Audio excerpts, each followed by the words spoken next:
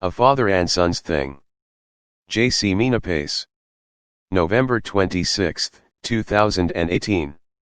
Long ago, when my dad was much younger than he is today, he had a room in an attic, set up, to his liking, with a desk and a record player. While seated at that desk, he'd read history textbooks as well as novels, Jack London's Call of the Wild being one. In addition, he'd often spent hours listening to vinyl recordings. For example, songs by the Andrews Sisters. His favorite was their Windmill song, to which he'd sing along. There's a mill, standing by the water in the fair land of Normandy. Though sunny skies may be necessary, there are times when raindrops we can see. But the mill keeps turning around, it doesn't care, it doesn't worry. The mill keeps turning around, and all day long it sings the Windmill song. Dad has sung this song aloud to himself for nearly 60 years. He enjoys singing it.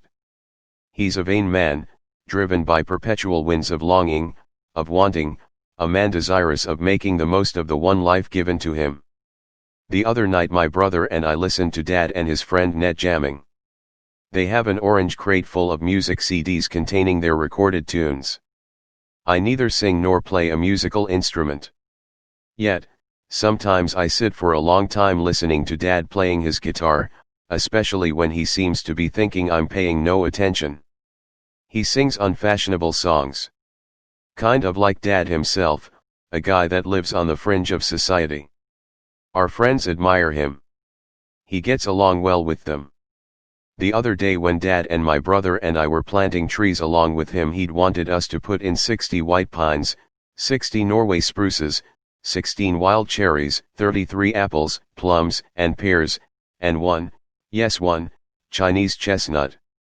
He'd instructed, make sure you plant everything in relation to the northeastern orientation of the left front corner of our house. It's an angle pleasing to the eye when the trees will be fully grown. In response, we'd complained. Give us a break. We already have more than enough to do.